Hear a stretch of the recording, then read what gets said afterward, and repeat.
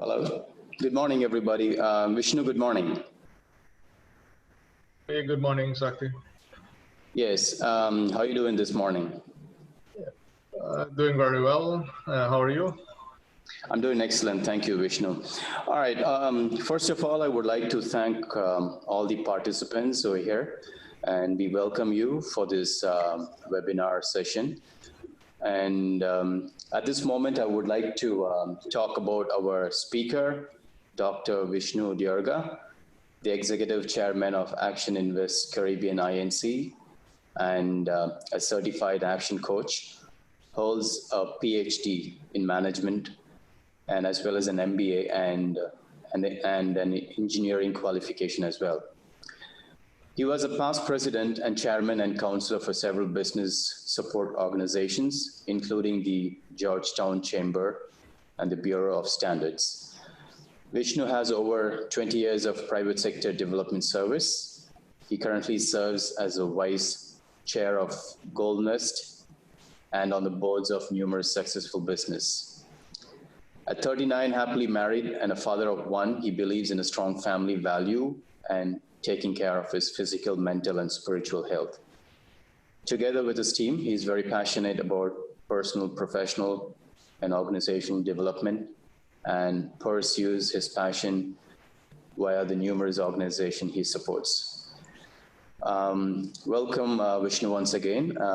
So I'm leaving it to you right now. I guess we have enough participants waiting for your training on the guide on how to effectively work on remote monitoring. Over to you, Vishnu. Thank you very much, Sakti, and welcome to everyone who's attending this morning. To get started, today we will be looking at a guide for effective remote working.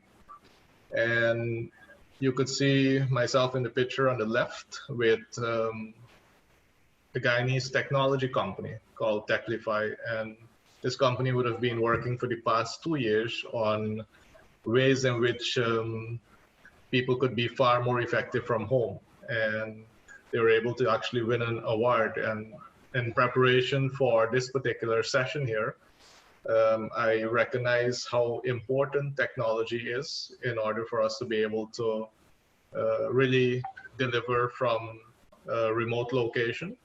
So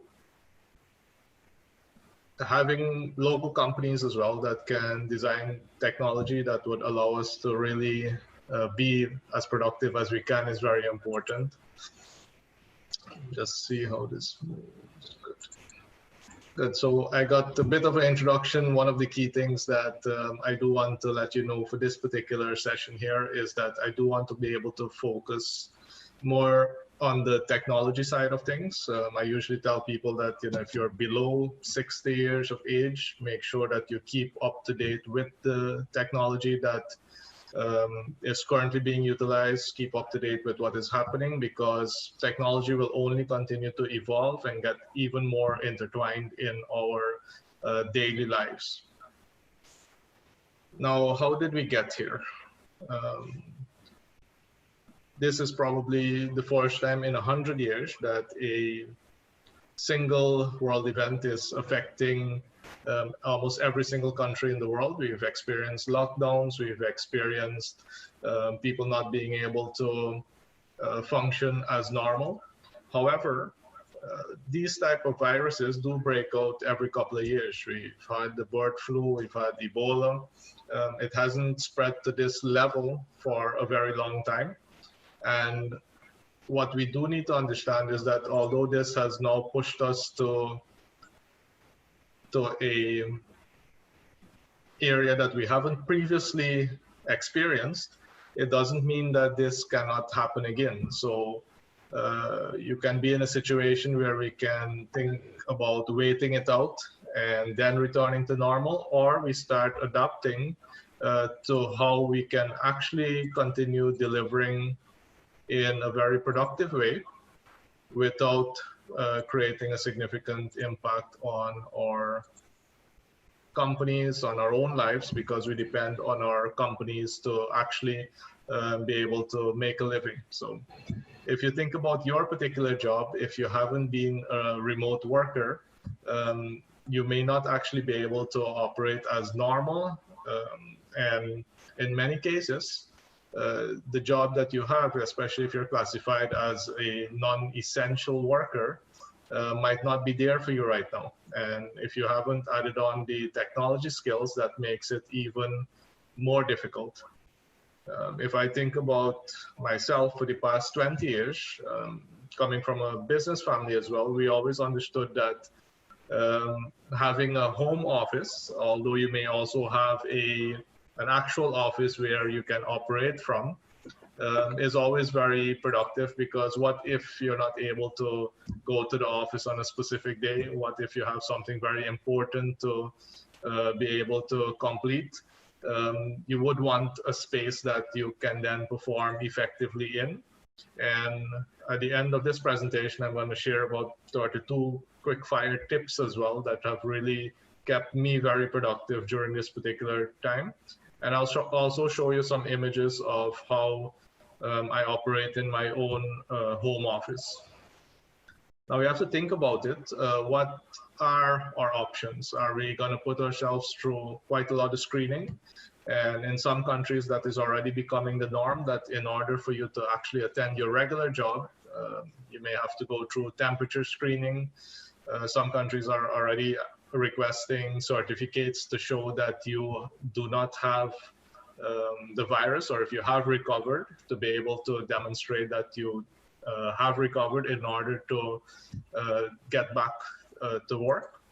And the other option is actually working on becoming very effective at working from home. Now, I'll be talking about what is necessary from a human productivity perspective, but also from a technology perspective, because this is the type of situation that is actually keeping us locked indoor. And being able to deliver value is extremely important.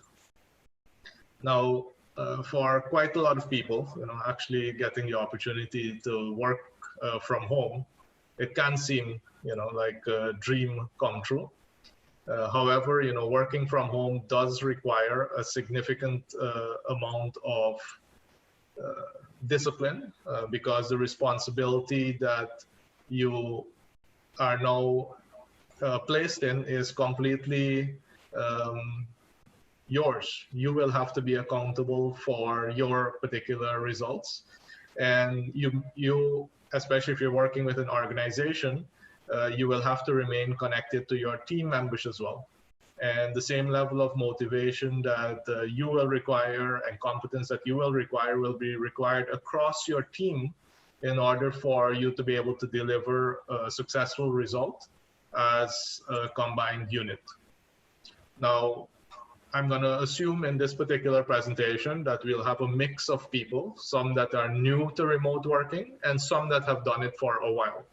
So in my initial half of the presentation, I'll be taking care of the ground rules, and then I'll move it to a little bit more advanced as well.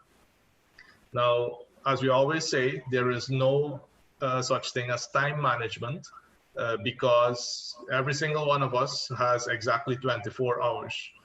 There's none of us that has, a day that has 25 hours or even a day that has less than 24 hours. We all have 24 hours.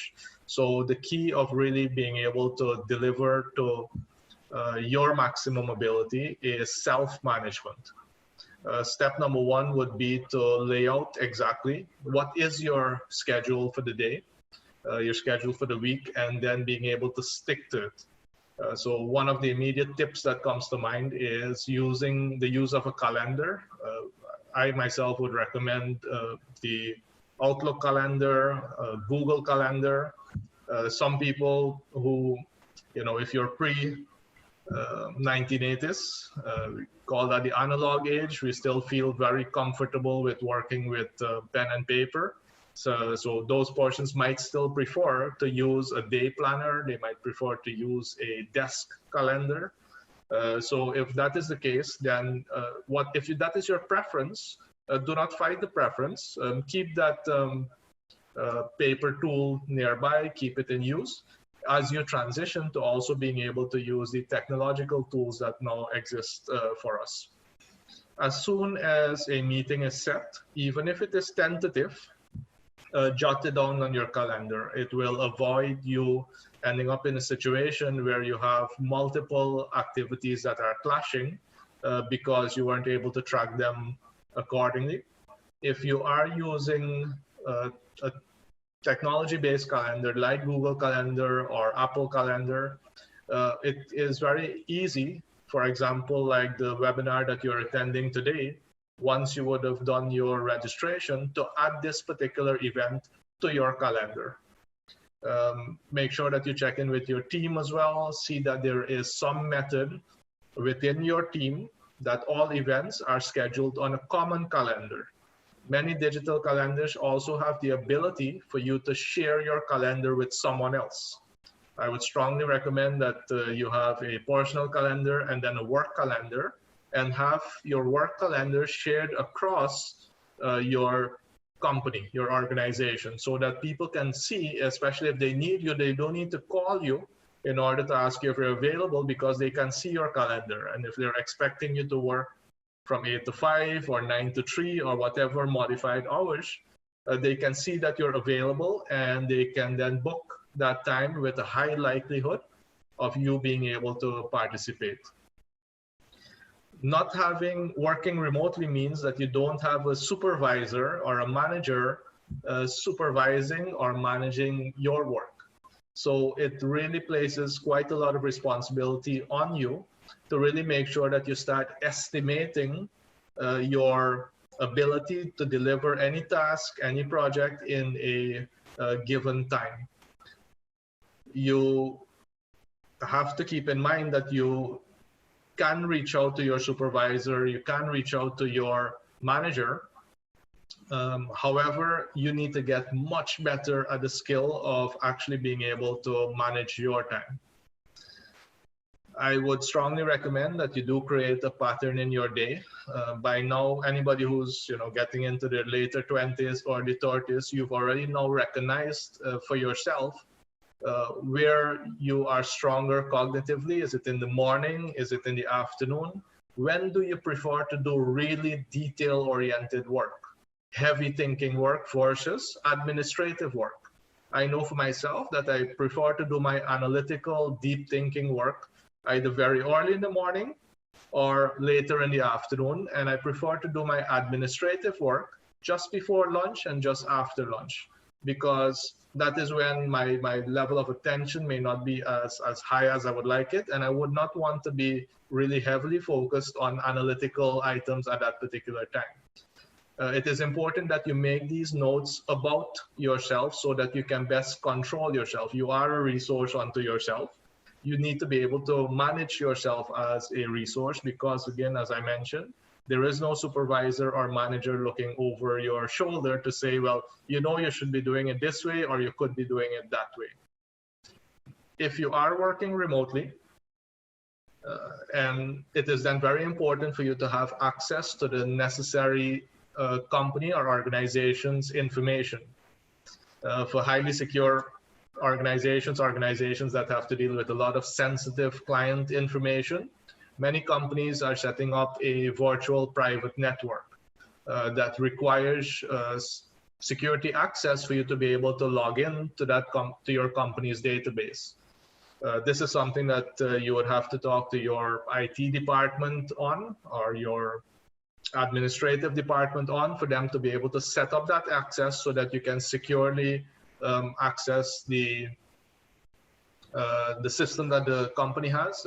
Many companies, when they are setting up a VPN, they prefer for you to work on a company device, so a company tablet or a company laptop, which they will also encourage you not to use it for any other purpose, because you do not want your device that you're using at home to now become a channel into the company for hackers or people who are seeking to get information out of your company.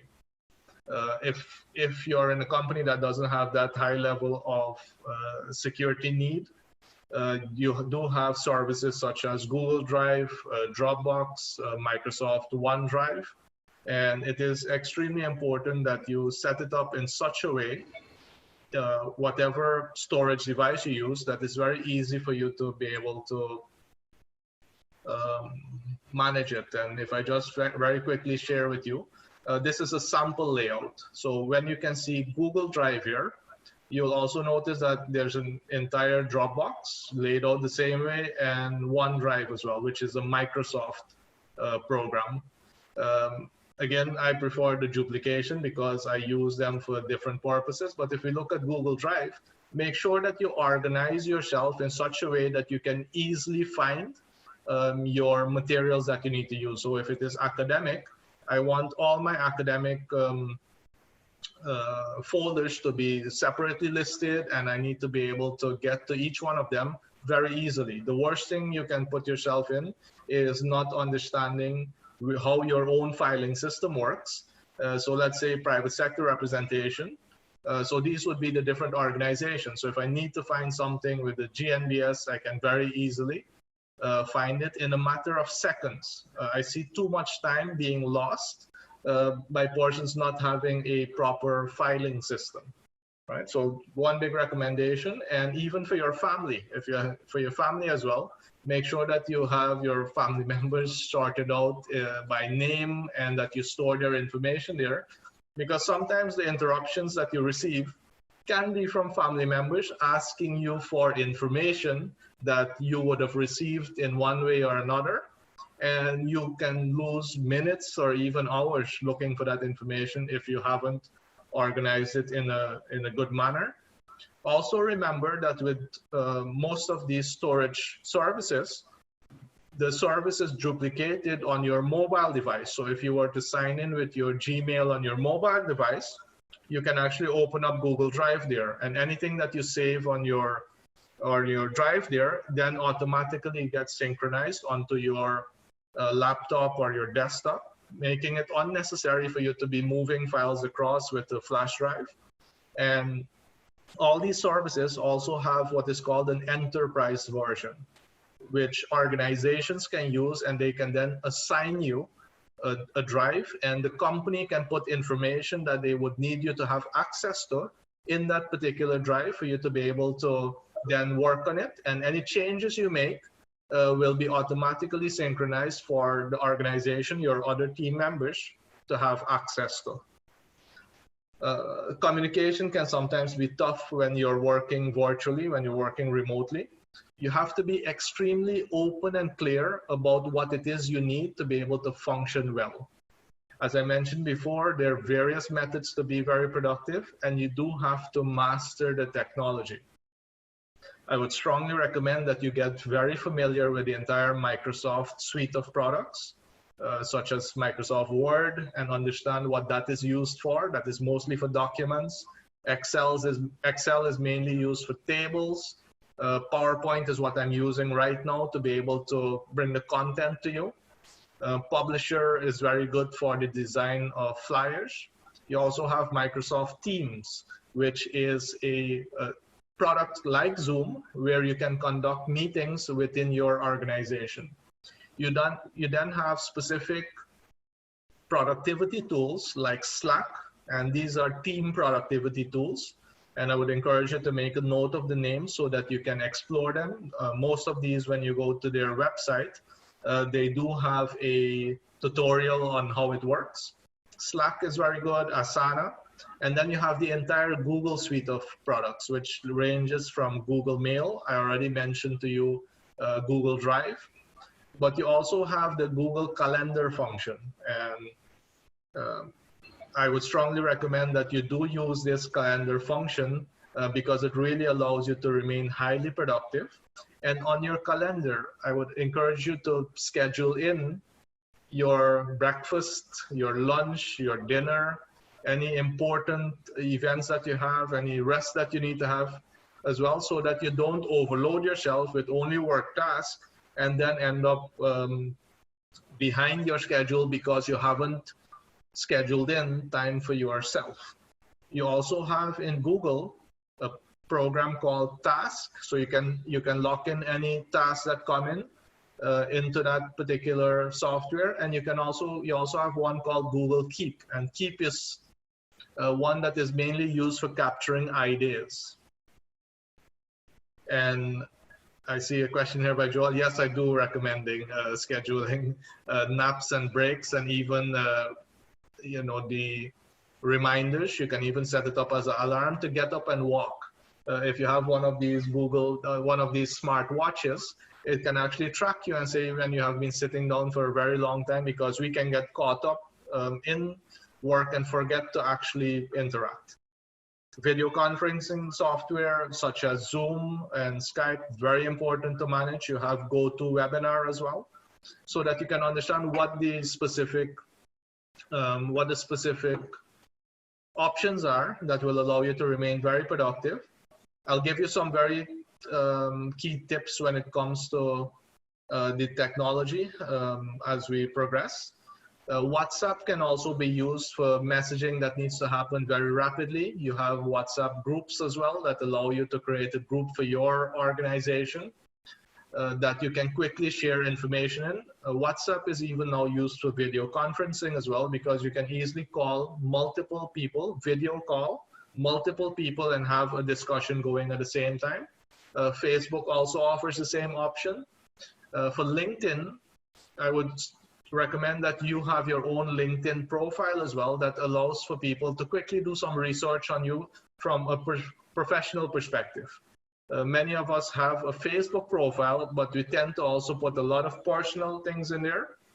And since this is a virtual world that we're working in, if someone wants to research you, it is very likely that they'll check you out online. They'll go check your Facebook profile. So make sure that it is as clean as you want it to be, because whatever information you put out there, people will tend to judge you based on that particular information. That's why I always recommend LinkedIn as well, because LinkedIn is completely professional and it is meant for people to understand you from a more professional perspective.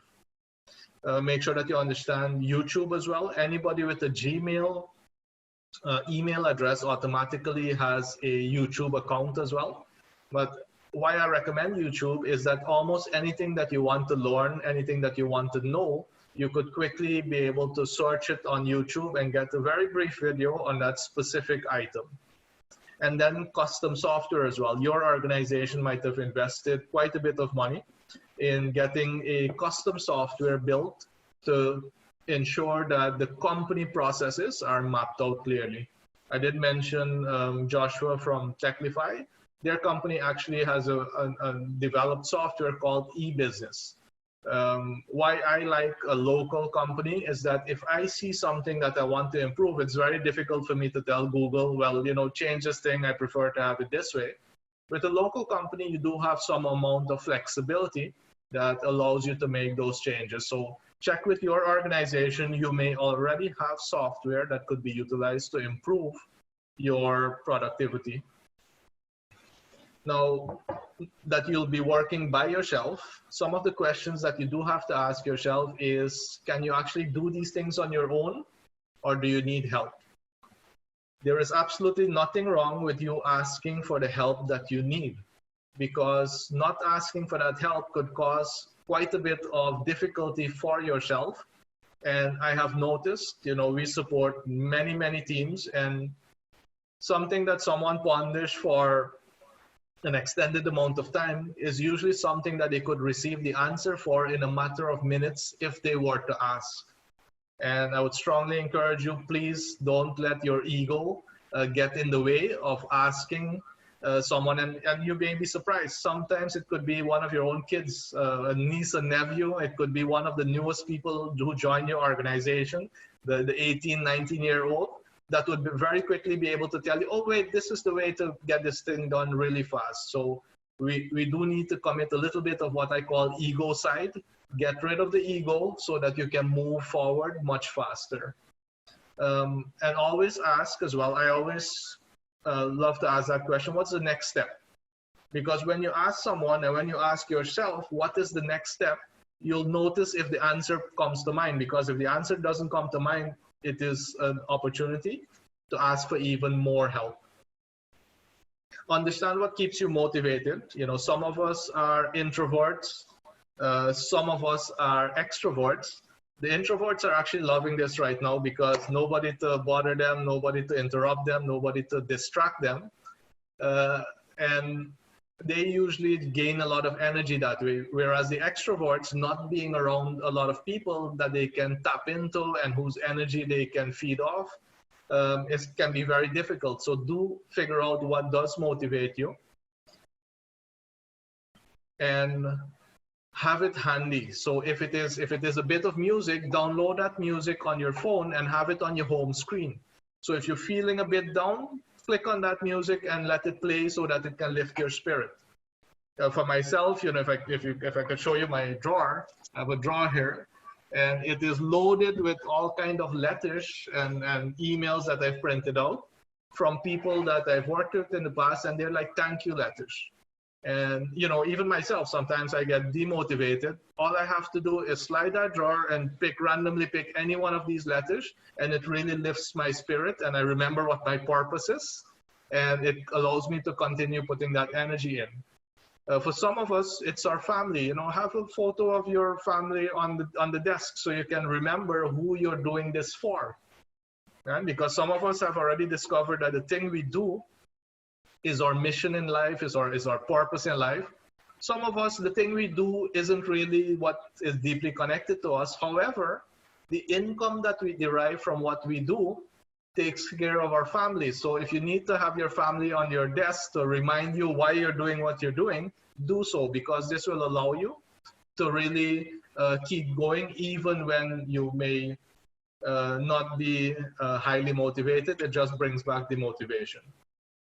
Remember that for you to have arrived where you are now, you've had to overcome a lot of challenges, right? And so whatever challenge is ahead of you, please have faith that you will overcome it as well. And since this is still fairly new, for those of you who might be remote working for the past month, when you make a mistake doesn't mean that you will never be able to do it, right? Ask for help, understand what the mistake was, and what I would encourage you is make a note. So, you know, this is my note-making book on a daily basis. Whatever I learn, I quickly make a note of the thing that I learned. And I can tell you, I've been doing this for over 10 years. I hardly ever read back the note. However, the action of writing down the lesson that I just learned registers it very deeply in my brain. And the next time I have to do it, it's easier to recall what the solution is just because you've written it. And just in case you can't remember, the notes are always there. Now, remember that when you are working without supervision, you have a lot of freedom. Please make sure that you don't abuse it, because in the long run, you will still be measured for the performance that the organization is expecting from you.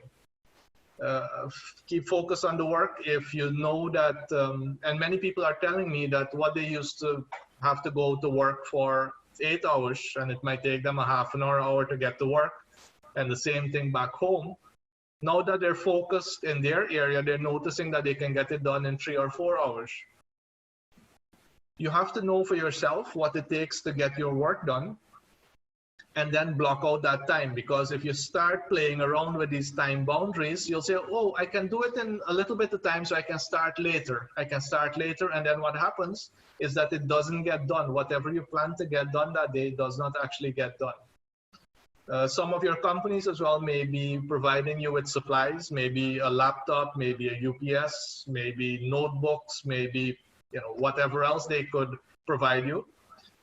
Please make sure that you use it for the purposes that it was intended to, because you don't want to end up into being in a situation where you have to account for these supplies and you can't demonstrate what was done with them. And again, on the time that you have allocated for work, do the work as if you were in the office. For some of you, it might actually mean dressing up and walking out of your front door, maybe walking around the block or walking around your house, and then walking in back to your area that you've designated for work in order to feel as if you've arrived at work right now. You will have to keep yourself accountable because unlike at work where you might have a dozen people, 25 people, 50 people, you can blend into the background, and all of us, especially the supervisors and the managers on the call, you do know that you have certain people in your organization that the only time you recognize that they exist is when you see them on the payroll. And you're scratching your head trying to think, what does this person do again? What did they do for the month? In a remote environment, because I'll be talking about reporting, it is very tough for you to blend into the background because people can see, what's going on with the reports. I haven't heard from you for the week. One practice that we use is that you can see, 4 of our team members there, including myself. We hold each other accountable. So we have a morning check-in. Okay, what's the plan? What's the focus for today? What is the frog we need to eat, right? And frog, meaning to eat is that, what is that thing that we've been procrastinating on that we need to knock out first thing in the day? And we rotate it. So different days we keep each other accountable, and it really encourages us to, none of us wants to say that, we didn't do it, right? So that little bit of peer accountability, although we're all working remotely, keeps us delivering on the results. We all have bad habits. Step number 1 is first becoming aware of your bad habits. And again, if you've been doing it for a long time, that might be your mental model of the world. You might believe that that is the right way of doing things. So you may also have to ask for some guidance from other people who are in your home to find out, okay, well, how do you do it at work? Or what do you see that I could be doing to improve myself? I know that with my team, I notice that some of them are not too familiar with video conferencing. So if I notice it, I have to assume that they haven't been seeing it, and I have to bring it to their attention. And please remember not to be judgmental about it. It's always better to say it in this way. So make a note of this. The way I always say it is, I've noticed something about your performance. Is it okay if I share with you my opinion of how it could be improved? And that allows the person, they have 2 options. They can say yes or no, but I can guarantee you, if you ask it that way, it's highly likely that you'll get a yes, right? Because you didn't become the judge and say, well, whatever you're doing is wrong and it can't work, and that's the stupidest way I've seen anybody do it. If you say it that way, of course, the person is going to get very defensive, right? But if you say it, I've observed that there's some areas in which you can have significant improvements. Would you like me to share it with you? I've always, probably twice in my lifetime, I've heard somebody tell me no to that. But, the 1,000+ times other than that, they've said yes, and it allows you to share it in a very constructive way. You have also got to be aware of how bad habits are affecting you, right?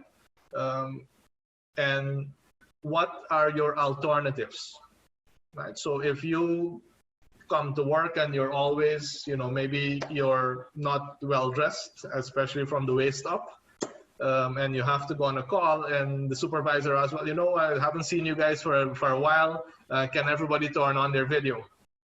Right? And if you've gotten into the habit of not being well dressed, it can then cause some embarrassment to yourself. Maybe it might cause some humor for the rest of the people who are on the call. But be very careful on the types of habits that you are cultivating. In order to develop good habits, you do need to get the input from others. And anything you want to change, you have to trigger yourself. Right? So if it is that you want to remain fit because now you're sitting in one place for nearly the entire day, you're not walking to work and walking up the steps and all of that. Maybe next to your bed, put your running shoes, or in front of the door, put your running shoes. So it's right there. You step off the bed, it's right there. You can start doing some exercise. If you tend to snack on, if you have kids or nieces or nephews in the house and they have their snacks lying around, if you keep seeing unhealthy snacks, you might have a tendency to pick them up. So why not go to the market or get someone to deliver it to you, but get like fruits or something so that you can, if you have to snack, you'll be able to snack healthy. And make sure that you give yourself ample time to adjust. And a good way of practicing your brain to do this is that if you're right-handed, start brushing with your left hand, right? It took me nearly 2 weeks to get really good at your left hand, because sometimes the first time is going to be tough, right? The first time I would still recommend, although you brush with your left hand, still give it a once over with your right hand, or else you could end up in some serious problems. But what I mean with that is that building a new habit takes time. It's not something that gets changed in a day or in 2 days. Generally, it's anywhere from 2 to 3 weeks before that becomes the new normal. So put a reminder there. On my mirror, for example, I took a marker and I wrote, use your left hand. Right? So every time, because the habit is there to use my right hand, because I see the instructions, I do go with my left hand. And maybe in another session, I'll teach you all about the benefits of switching your dominant hand. Be careful about time wasters. Sitting in front of a computer, it can be very easy for you to just look at the emails as they're coming in. Most productive people get probably 100 to 200 emails per day, of which they may have to respond to at least 25 to 50% of those emails. Which means that if there are about 100 emails per day, they actually come in every 5 minutes. And if you leave the screen open to your emails, you can actually be in a situation where as you finish one email, the next one comes in and you can spend the entire day just looking at your emails. What I would recommend is setting up specific times. So maybe first thing in the morning, then don't check it again till just before lunch. Check it in the mid-afternoon, and then check it at the end of the day. That way, you're sure that you will be able to respond to anybody within a 2-hour time slot. If your role isn't particular, you don't need to approve stuff, you just are there for feedback purposes, then I would recommend doing it just twice, mid-morning and mid-afternoon. Because if you miss anything mid-afternoon, for sure, it will be responded the next day mid-morning. Right? So this is a personal decision that you would have to make. Be careful with personal phone calls as well. Although you're at home, if somebody's calling you for a personal matter, let them know that right now I'm working from home. Is there anything I can help you with right away, or can I call you back after I'm finished with work? So and you have to say that upfront, because if you start off the conversation and it starts going too long, you might feel a little bit guilty of wanting to cut off the call at that time. So let people know that you're actually working from home, because they may not be able to work from home. So they're thinking that, maybe they can call you and kill some time, but please be careful with that type of activity.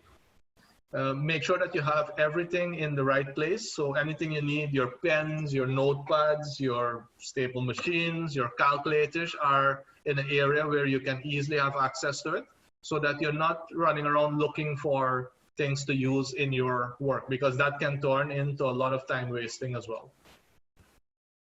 Many of you might have already learned about the glass jar. Glass jar is basically your day. What do you fill within your day? And again, if you ever do the exercise, if you were to fill it up with time wasters, the water, if you fill a jar with water, there's no space to fill anything else in there. So always make sure that you outline what are the big rocks, the very important things, those go in first. Any urgent things that need to be done, pebbles, there's space in between the big rocks to deal with the pebbles. And then the sand are the routine things. Yes, I have to do them anyhow, and they'll fit in between there. But what I would strongly encourage you, make sure that you highlight what your rocks are for the day. And I would usually recommend no more than 5. Right? No more than 5. If you can keep it to 3, then you know that you're actually making significant progress. This one is a good one.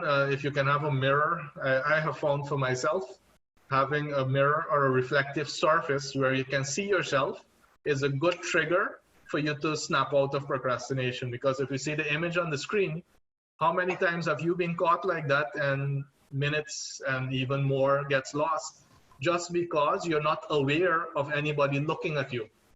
When you're in the office, how long could you remain in this pose? Not very long, right? Because people are going to start looking at you thinking, what's going on here?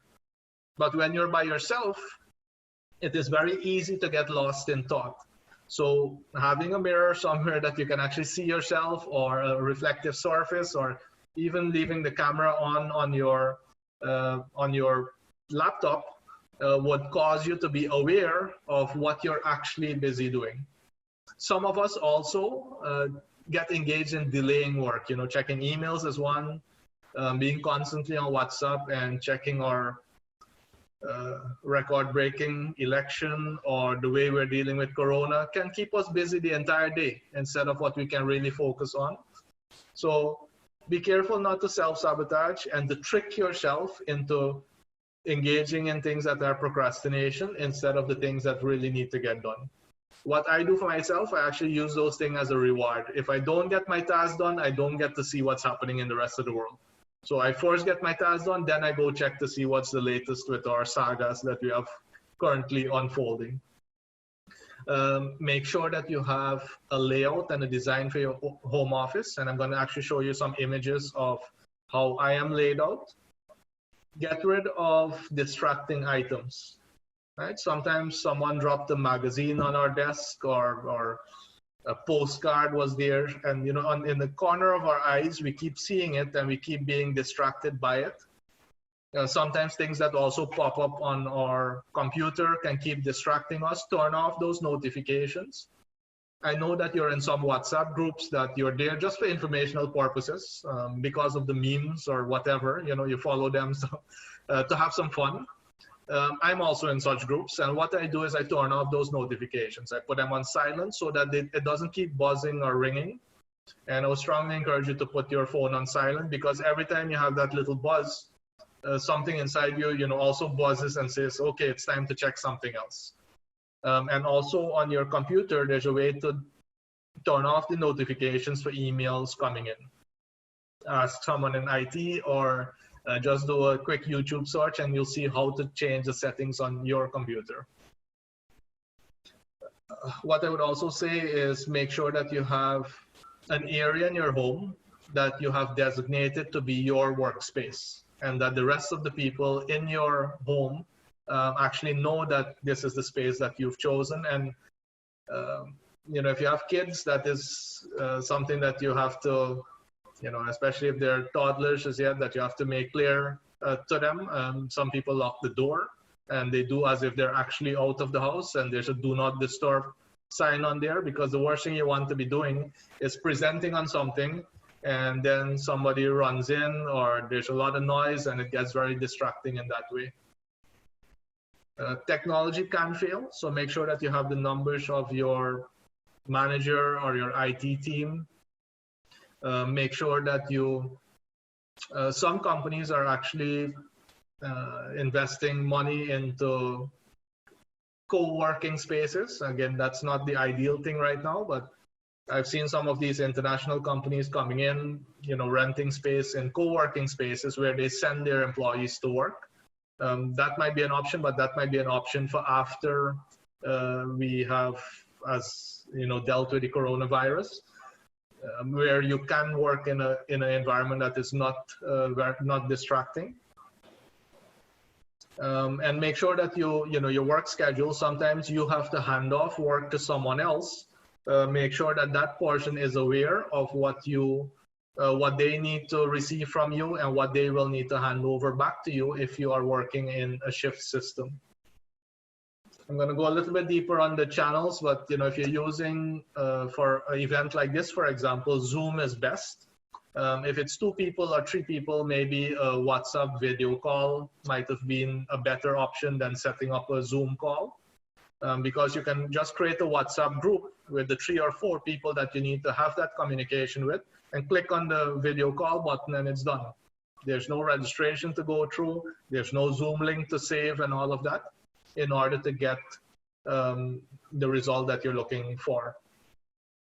Always be clear and to the point. And I would say if you have to communicate negative information, it is always better to do it via the phone right? Where people can actually hear your voice, or via a video call.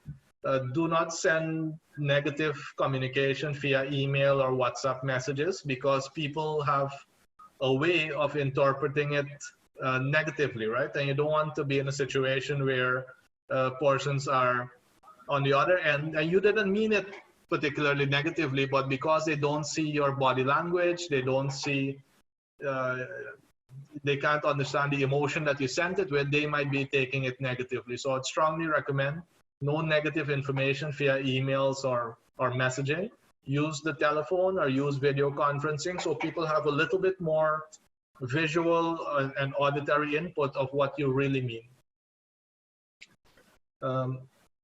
Your company should also decide, your organization should decide what the frequency needs to be for you to check in with the rest of the team.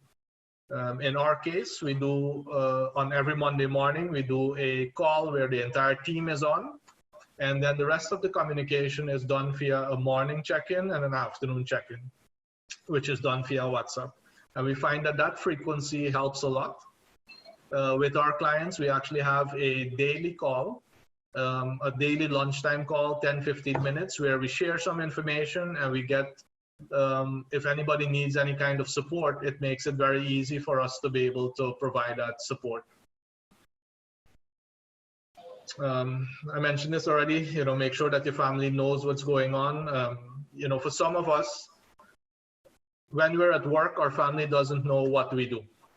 Now that they see you sitting in the living room and they see you typing on the computer, chatting with someone, they might be surprised that this is actually a job and that you actually get paid for doing the thing you do, right? Because they don't see it as being particularly technical or difficult. And they may, that's why they might actually believe that it's okay to interrupt you. You know, a lot of our jobs are person facing, right? It's discussions, it's moving things along. So please make sure that your family knows how important it is that they give you that space to function in. You can feel isolated at this time as well. So especially if you are more of an extrovert, so check in with your colleagues regularly, because a lot of people start stressing. And again, there's a lot of studies right now, are a lot of studies that are talking about how will we deal with the mental anguish that's going to be created from weeks and months of people working away from home. Now that your office is at home as well, you can actually always be in the office, right? Because you could actually tend to work well into the night. If you wake up early, you can work as soon as you wake up. So I would say try not to mix the business with the personal. Set the times. Make sure that the rest of the team knows when you're actually functioning at work, so that you don't really spill over into your personal time. And separate the spaces as well. If you really want to zone out, make sure that you don't work in the bedroom. Make sure that you don't work in, you know, maybe out in the yard, so that if you do want to take a break, you know that you can go into the yard, you can go into the dining room, somewhere else that just disconnects you from the work at the moment. And, you know, now that you don't have as much feedback as possible, if you are the one who has to prepare feedback for other people, remember you're not in an office environment. You know, if you've told someone something a few minutes ago, it's easy for you to go and check back on them in their office to see how they're coming along. You don't have that luxury when you're working remotely. So you do have to think a little bit more about the type of feedback that you will be providing to other people, and the best time to actually deliver it. And I did see a question by Hema there. How do you encourage your team members to ask questions? Step number one, in your team meeting, position that this is something that will be the norm in the company, and ask for questions as well. Sometimes when people can't ask highly complex questions, and it's too simple, they're scared to ask it because what if other people think that, you know, it's silly. If you are the leader of the organization, make it a practice for you to ask some questions, and make them simple questions as well, so that somebody else can answer the question and it makes them feel smart. Because if you are the leader and you can ask a question that they thought, well, hey, this makes me able to give an answer, it is easier. Now, when you ask them, are there any questions that you may have? One technique that I use is before the meeting, I say, please start making a note of all your questions so that we can deal with them at the end. So if we're talking for 15 minutes or a half an hour, I can then say, okay, these are some of the questions I had in mind, but I want to hear from you first, right? And I would usually call on people as well. I'll say, okay, yes, Keon, you want to go first, and then Shanti, you'll go after Keon. So even if Shanti hasn't written down a single question, because she knows she's going to go next, she'll ask something. So, and as you start developing that habit day after day, week after week, you'll notice that people become more and more open with the questions that they are willing to ask.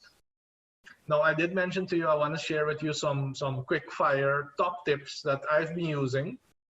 Make note of the one that can really help.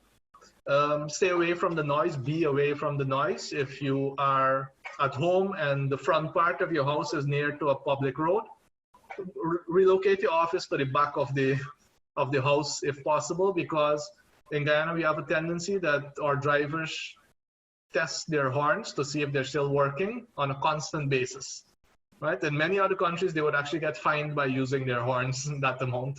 And it gets very distracting for other people on the call as well.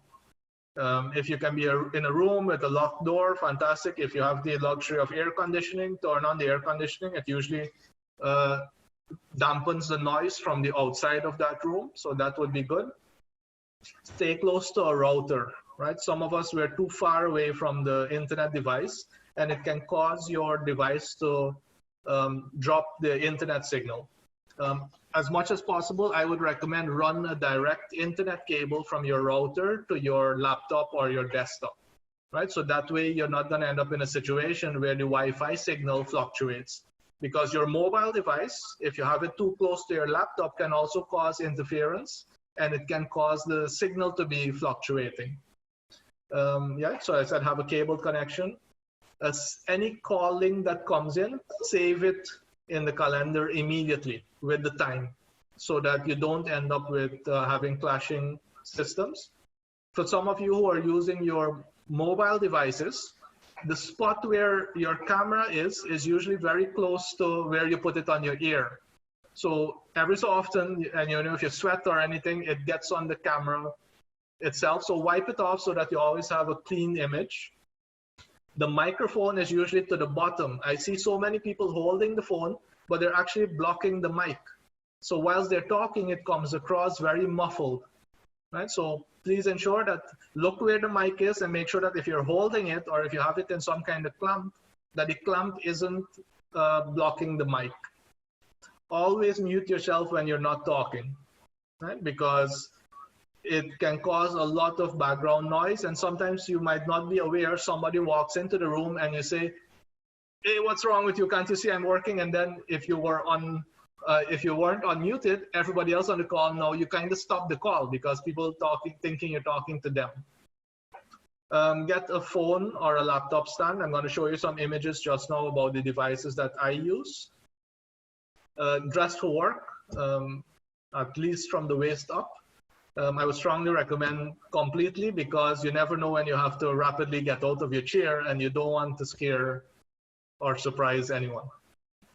Always use your phone in a landscape mode. You see right now my device is in a landscape mode. Too many people, because they're used to holding their phone in a portrait mode, when they're on Zoom, they only use the middle part of the screen instead of the entire screen.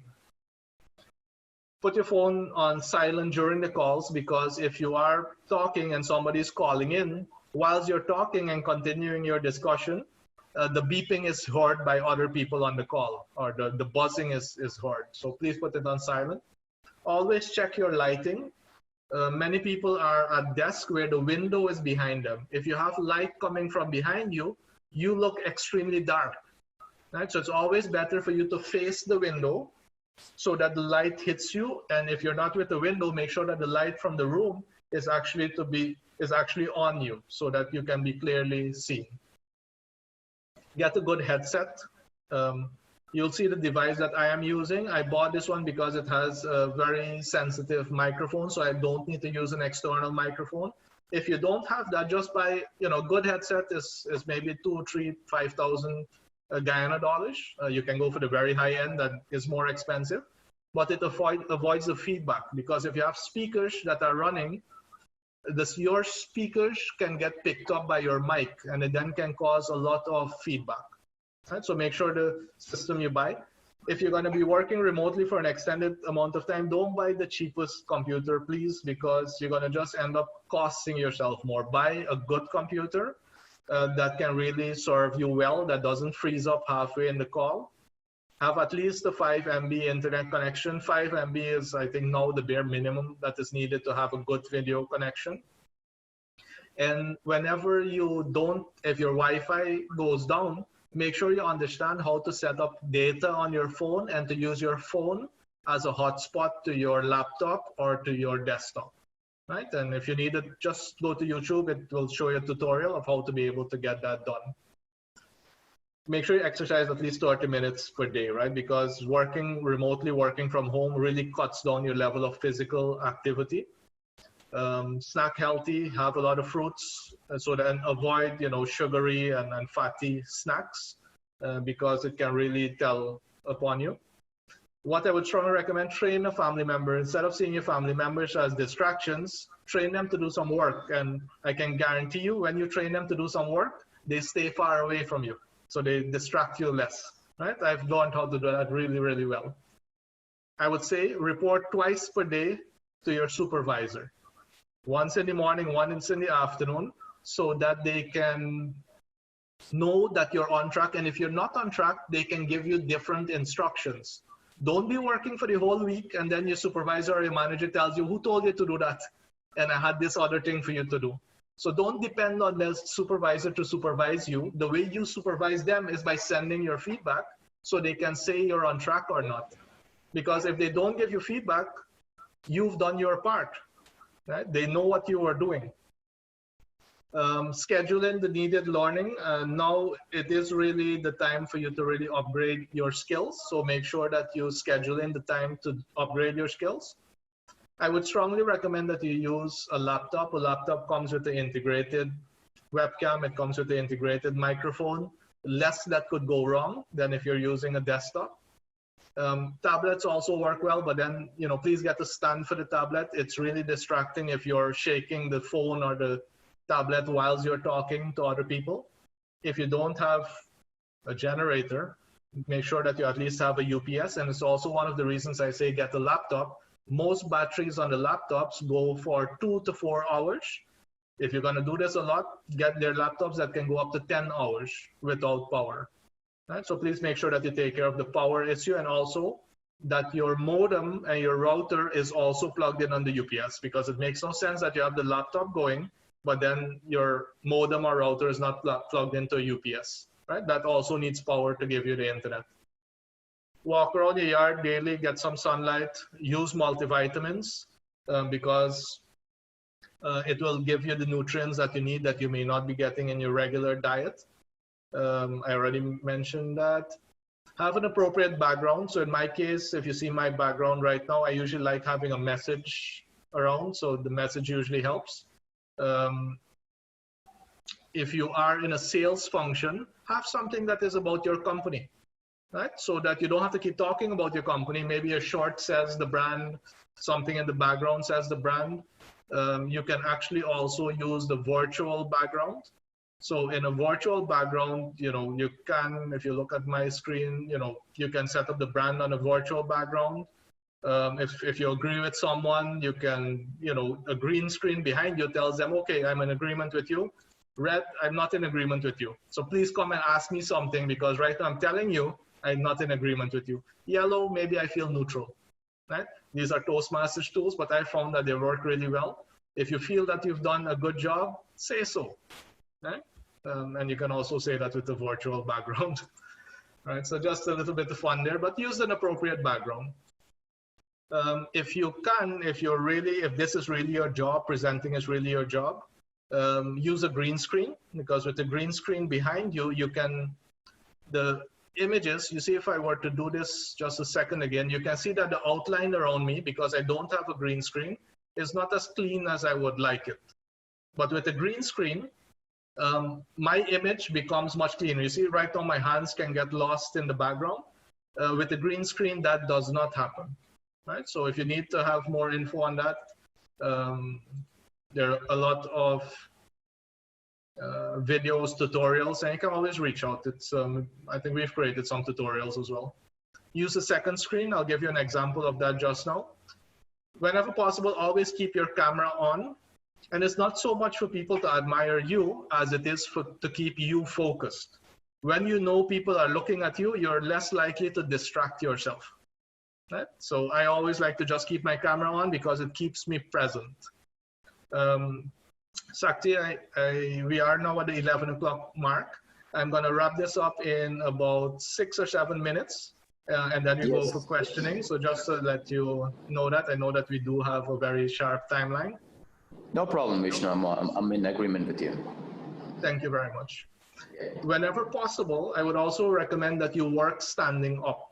And I'll show you the stand that I'm using. For now, I'm sitting. Usually, I like to actually be standing up when I'm doing these types of presentations. It raises my energy level, and it also gives me some amount of exercise. And you can always squat. Squatting is one of the best exercises you can do because it exercises your biggest muscles, which are your leg and your glutes. Those are the biggest muscles in your body. So squatting allows those muscles to remain very strong, and they burn a lot of calories as well. I mentioned getting proper lighting. You get the wireless mouse. So you see these mice here, this mouse here. And I do say mice because I do have multiple. I use 2 systems simultaneously, so I do have multiple. But I prefer to use the Wi-Fi mouse, the 2.4 Wi-Fi mouse, because the Bluetooth mouse, you actually have to make a click before it activates. With the wireless mouse, you don't click. It's always on. So I recommend that, and it's much better than using a wired mouse as well. So it's another recommendation. Always keep a notepad or a writing pad handy, because you will get flashes of brilliance of the thing you need to do, and it might not be the appropriate time to type it in or find the right place. Just make a note. So again, here, I like using single sheets, because when I'm finished with a single sheet, it gets filed in the right place. So if I'm having a talk with Texila, for example, I'll put as a heading, I'll put Texila, I'll put the date, and I'll make my notes there, and then it goes into the Texila file, right? Remember, we have hundreds of files. I can't have 100 files on my desk, but if I do it on a single sheet of paper, my secretary can then file it away. If I'm the secretary, then I file it away into the right folder. This is my layout. So I use a Lenovo 17-inch. 17-inch because it gives me enough space to see, if I want to split that screen, I can easily split it. Too many people use small devices and they're straining themselves. I see them stretching in front, and it might be fashionable, but it's not very functional. And do you want to read this? Like when I see ladies wearing high heels, very fashionable, but I see the strain that they put themselves under, and I wouldn't want to recommend that you put a lot of strain on yourself in the workspace. You can see on the right my second screen. Always use a second screen that is larger. A good way to get rid of a bad habit is to take your television and turn your television into a second screen, right? If it has a VGA or a HDMI input, you can quickly connect it to your laptop, and you see the mouse here. If I come to my left, I'm on the first screen. So if you need any guidance with this, send us a message or check on YouTube. And you can also see the little phone stand here. So if you see on my screen, this stand here is where I clip in my phone so that it's in my view as well. So I don't have to keep looking for my phone. It's clipped in, and it's really handy to use from that particular position. This is the chair that I'm using right now. So very, very comfortable. Make sure you have a very, very comfortable chair. A good office chair is in the 50,000 range. Some offices are actually subsidizing that, if you're lucky enough to work for a good organization. This particular one is probably double the price, but it also allows you, if you really wanted to take a break, it almost turns out like a bed, and you can actually just lay down back in it completely. It has a footrest.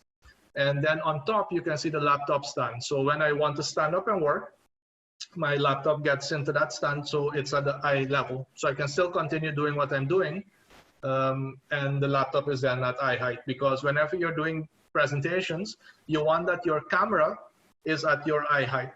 You don't want to be looking up at people or looking down on people, right? So it's another quick tip for you there.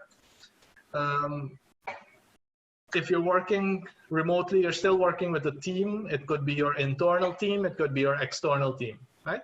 So it could be customers. They're also part of your team, right? So being able to be very productive helps them a lot as well. And working together is really the definition of a team working successfully, if you can actually work together. So whatever you learned today, strongly encourage you to share this knowledge with your team as well. I do know that we're scheduled to have another session. If any one of your team members really needs to have this knowledge, have them come on to that session as well, so that they can really benefit from this kind of knowledge. And you know, if you don't work together, that's going to be very difficult for your team to really deliver value. And let me see here. Then we can move on to the Q&A, and let me just see the comments that came in. The idea of virtual backgrounds as your workspace is a dining table, and it's small and convenient with both your husband. Good. Yeah, so virtual backgrounds work well. A green screen, you don't need to go buy an expensive one. Any green cloth works. The important thing with the green screen, it must also be lit, right? The light must also shine on the green screen, because if there's a shadow on the green screen, you'll see flickering happening there, right? So you can quickly do a search on that, and you'll see how a green screen is supposed to be used.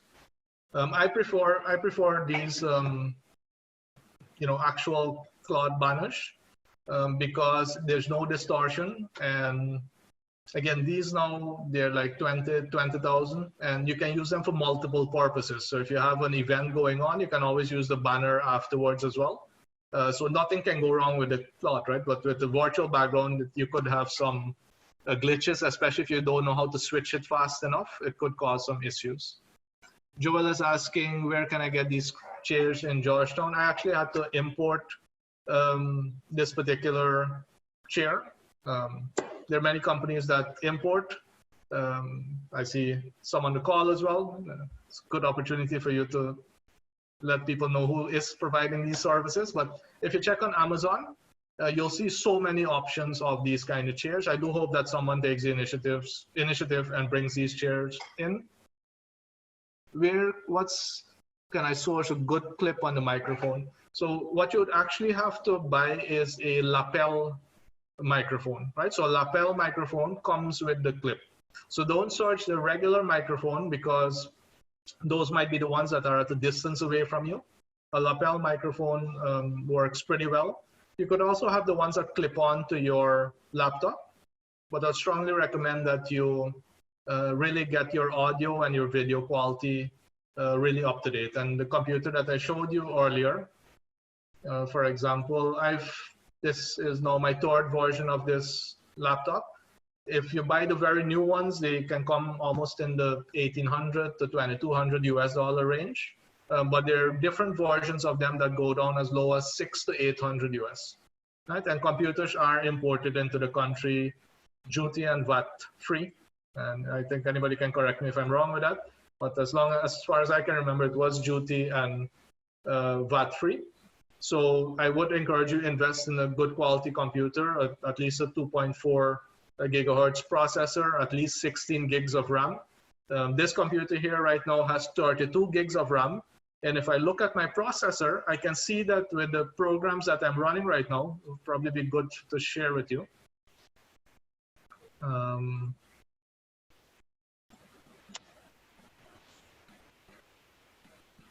Right, so you can see here, this actually has 12 processors. I'm hoping that you can see my screen.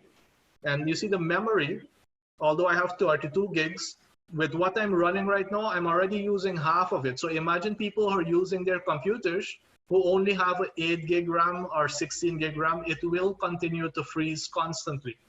With the disk, make sure that you always buy a solid state drive computer. You see that here I'm hardly using any of my disk capacity. And that is access to the disk, right?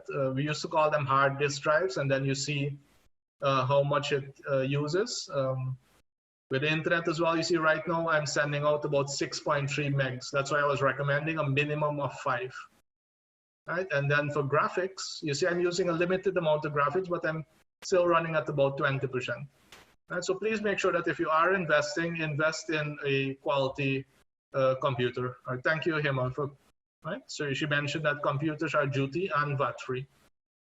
The books that I would suggest that are to be read, I will have to share the one that I usually go to, but I have found that many of the books are now getting outdated. The research for this particular session here, most of what I shared is coming now from YouTube, from LinkedIn Learning. I would actually say go to SlideShare, right? Slideshare.net. It's a LinkedIn product. They don't do books, but they do slides with all the content that can, it teaches you what's up to date. And I would also recommend that you go to zoom.us and go to their tutorial page. Right? Zoom.us and go to their tutorial page. They're actually updating their tutorials almost on a weekly basis because of how things keep evolving. Right? So I hope that helps. Sakti, those are the questions that I am seeing at the moment. Right, any other questions? Yes. Yes, thanks a lot, Vishnu, for this wonderful presentation. I believe this would have brought more insights for the other participants who've been with us. I guess most of them are working professionals, and I guess they would have taken all the valuable points from you. Yeah, but if you have any other questions, we can follow up with the respective participants. But meanwhile, from my end, I would say that, the two points that the takeaway from my end is like the breaking the ego. I mean, as you were saying, in a working place, mostly we would have a combination of workforce, let's say from 17, 18, and it goes to 50, 55. So certain things, if we are not sure or if we do not know anything, so we have to say, hey, I do not know, please teach me on it. So it has to be more of teamwork, which actually that would definitely play a pivotal role in all the corporates, I would say. And the other one is, working on the checklist every day, once you come to the office, preferably what I would do and what I train my team is to, as soon as you come to office, you meditate for 5 to 10 minutes, keep your mind empty, rather thinking what I have to do. I mean, that would definitely will not help you to think more. So they would think, we would allow them to think for 5-10 minutes, in fact, close the eyes and meditate. And after 10 minutes, we would ask them to jot down what are the activities for the day. So they would list out what are the activities. As you said, yes, we have to work on the key things. When our mind is active, we have to work more on the analytical stuff and the administrative stuff. Yeah, that is, again, a good point as well. So we also follow, follow a checklist. So whenever we accomplish one activity, we ensure that we take a pen and we strike that the activity on the paper. So that gives a peace of mind. Okay, so I striked one. So which makes sure that, it tends me to go ahead with the next activity so that I strike all the activities on the checklist. So that's from my end overall. I guess we have more participants have asked, some more questions, I guess, because Ms. Hema Singh has asked. Yeah, so I see the question that came in there, the skills that we need to update to still be relevant in the workplace, especially during this lockdown. So some of the technology skills that I mentioned today, get very comfortable with the technology. Every update that comes out is meant to increase your productivity, so don't get stuck with what you learned in the past.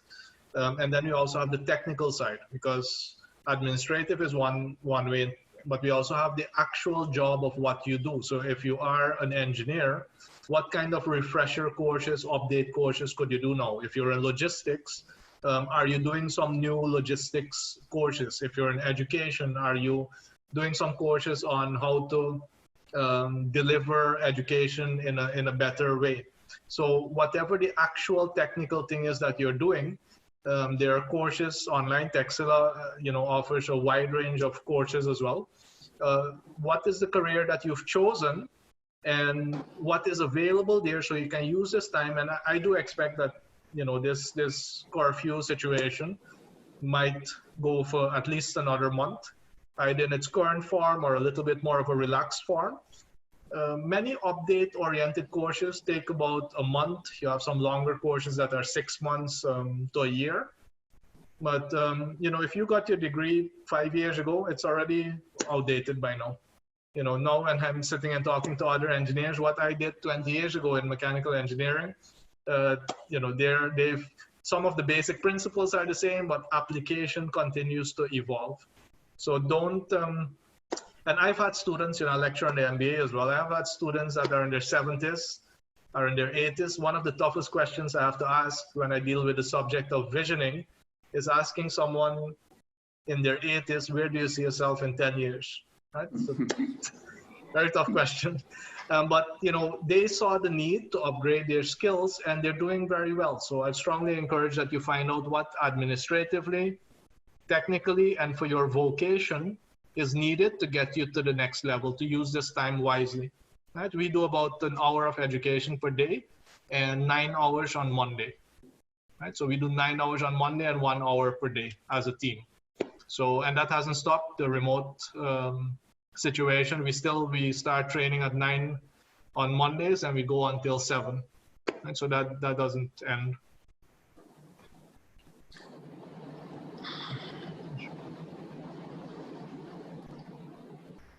Good. Thank you. I see this sharing as well about your biggest takeaways. I'm happy to be able to deliver some value to you today. Well, the world evolving, meaning the way our work evolves, the way our life is going to evolve. Evolving might be, maybe a more appropriate word is the change, and I would encourage it to be positive change. I usually prefer to use the word improvements. How can we improve about what we're doing? I think we got all the questions there. Yeah. All right, Vishnu, since that you have highlighted about the training, I mean, we have to equip our knowledge with more training. I just want to let you know, as you know, Texila is not only a medical school. We have also launched more of a work integrated program for especially for the working professionals. We also have the bachelor's in business administration, master's in business administration, as well as the public health in bachelor's and master's level. Having said that, I mean, since that you came online and you did a fantastic presentation, so we also likely to offer a certification program for all the participants. I mean, the certification program, when I say it is in the computer science field, it is in the management, it is in the business administration, behavioral science, various disciplines that we have. The courses range from 1 month to 3 months. So the courses are completely free, and we would provide you all the information that you could have a look at the programs, whichever you want to enroll, and you can study on your own. It is completely available on our online platform, and you have to have the assessment of your own in order to get your certification. So once you clear the assessment, yes, you would get the certification. So those information will also be sent to all the participants as well. And that's very important because my PhD was done via Texila as well, and with doing a PhD and doing online courses, the quality of the material is there, right? The quality of the material is there. The quality of the platform is there. What you really need to be serious about is your level of discipline, right? If you are to really be successful, it's usually not the content, it's the context. Are you scheduling the time that is necessary? And if you know that you're someone who is externally driven, I would strongly recommend that you do it with a colleague, do it with a friend, enroll in the same course, because then you have that peer accountability. And I can tell you, even with our client base, the way our clients keep each other accountable as well is really amazing, because they know that this portion is going to show up at 5. I need to show up at 5, and it allows the growth to happen much faster. So I'd strongly encourage persons to take advantage of the certificate courses that you mentioned there, and use this time wisely, right? It's not often that we get some breathing space. Our lives are usually very hectic. See whatever is happening in our country and the world right now as a bit of a blessing to take a little bit of a breather, reorient yourself, pick a direction, and then do the necessary work. Thank you, Vishnu. I've also, to the other participants, I've also left my email address and my WhatsApp number. You could also get in touch with me in case you have any questions in regards to the certification program that we would like to offer free for all the participants. And yeah, that's pretty much it. I guess if you do not have any other questions, then we can wrap it up. Vishnu. Thank you very much for the opportunity, and thank you to everyone who's here. And I encourage you to keep doing your best. There are many people who depend on you for you to do your best, right? And the only way to inspire others is not by telling them to do their best, is by you doing your best, right? So have a fantastic weekend. Thanks a lot, Vishnu. Thanks for coming online. You have a great weekend as well. Take care. Thank you.